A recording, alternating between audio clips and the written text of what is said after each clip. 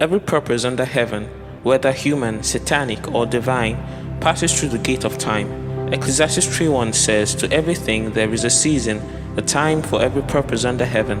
Gate of Time Awakening brings understanding of current seasons from the Bible to equip you to stand at the gate of time to usher in or shut out purposes. This is the Gate of Time Awakening.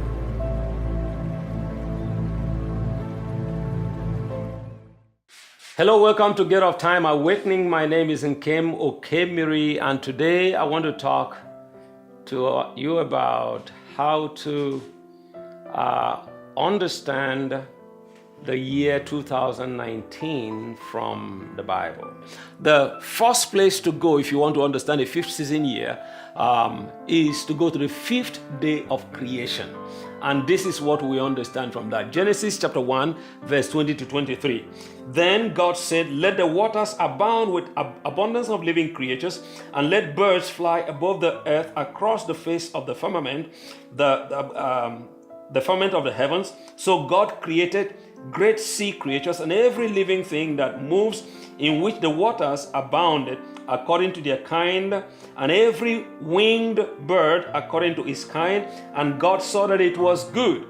And God blessed them, saying, "Be fruitful and multiply, and fill the waters in the seas, and let birds multiply on the face of the earth." So the evening and the morning were the fifth day. Now, certain things happened on the fifth day of creation. That was the first time God created flesh and blood. There was no flesh and blood creature before this time.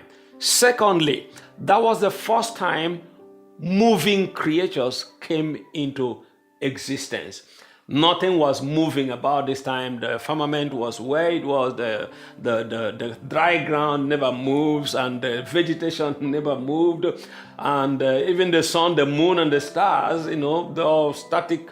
They just get position and stay where they are.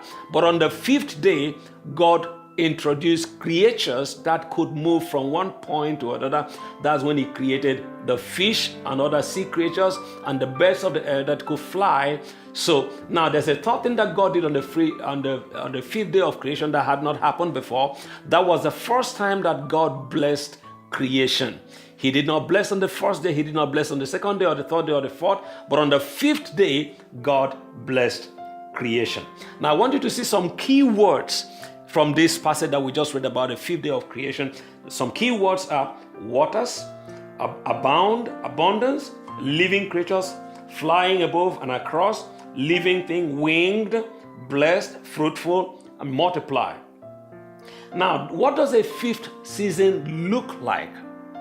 In case you want to observe and say, this looks like a fifth season or something, because we have learned that, you can understand seasons by observation. So what does a fifth season look like? Now, I'm going to look at this in two ways.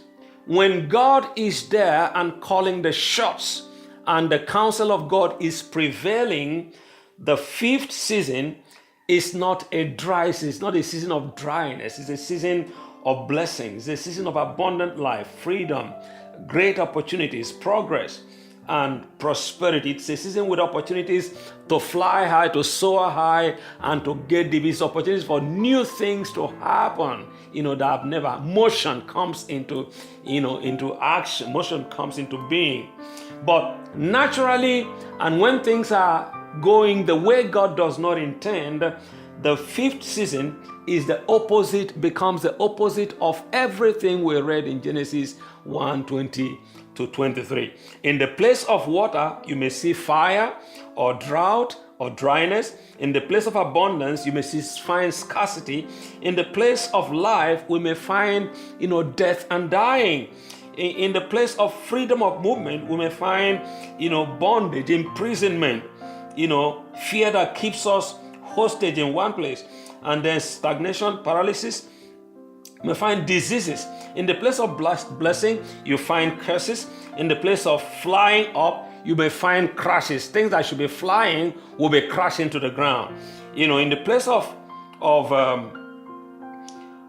fruitfulness, we may find barrenness and such other situations. The place of multiplying, we may find things diminishing. we may find decimation.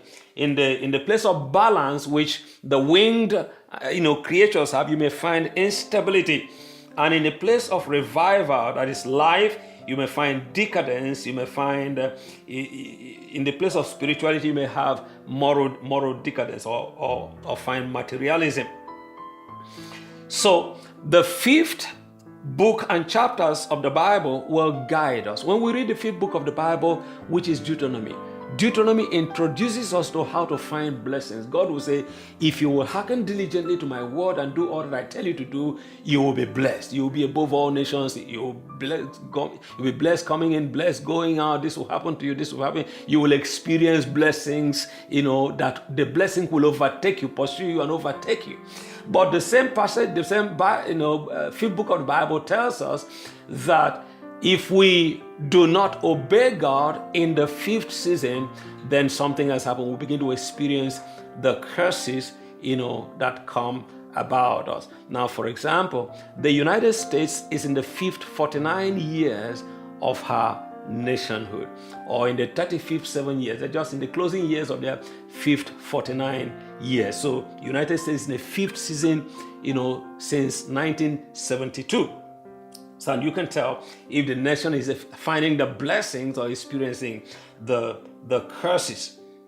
Now, when we read the fifth chapters of the Bible, the fifth chapters help us to understand what to do, how to avoid the curses, what to do and what you must not do if you want to succeed in a fifth season. And I just want to conclude with that. I want to see what a fifth season and how we can find a pattern.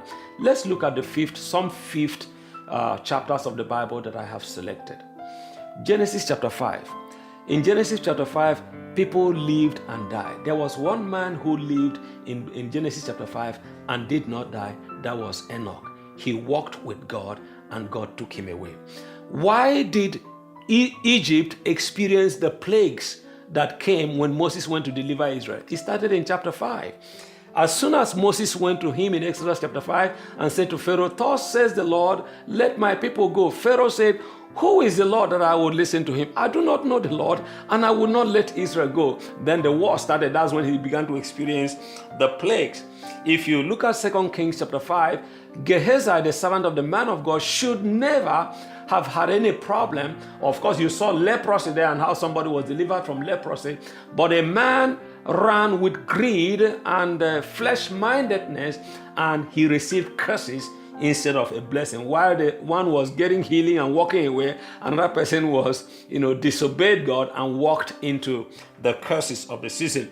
In Daniel chapter 5, you find Belshazzar, he just received a kingdom, but he desecrated the vessels that were brought from the temple of Jerusalem, and he was drinking with his officers with vessels that came from Jerusalem. And then appeared a handwriting on the wall. That night, Belshazzar died, and the Medes conquered the Babylonians and took over the kingdom. In Matthew chapter 5, Jesus showed us how to get blessed. Blessed are the poor in spirit. Blessed are those who mourn. Blessed are the peacemakers, and all that. In Mark chapter 5, a man was bound in a season where there should be movement, but he was demon possessed, and they bound him with chains. But nobody could. The chains did not work. The man was breaking it because, that chapter is pointing us that in the fifth season, nobody should be bound. People should be as free as the fish to swim, and they should be as free as the birds to fly. But this man was demon possessed. Jesus set him free so he could experience what a fifth season should be. In Luke chapter 5, Peter went a-fishing, but he caught nothing. In a season when God was speaking abundance of fish in the waters, abundance of fish, Peter was coming out of the waters without fish. Jesus said, "No, I will show you how to get abundance." Jesus helped him to fish that day, and he caught a lot of fishes. So in the fifth season, when God moves in, he takes away the curses and he gives us the blessing. But when we drive God away, we drive away the blessings and we get the curses. In Acts chapter 5, Ananias and Sapphira walked in the flesh, and both husband and wife died in the same day. in 1 Corinthians chapter 5, a man was sleeping with his father's wife, and Paul said, I need to hand him over to Satan so that his body can be destroyed and may be saved at the last day. In Galatians chapter 5, we are told the works of the flesh are manifest, and these are the Bible tells us there, walk in the spirit and you will not fulfill the works of the lusts of the flesh. And that is the reason that in Joshua chapter 5, those who came out of Egypt who had not been circumcised, God told Joshua, we need to circumcise these people so they can enter into the blessings of the covenant. God bless you.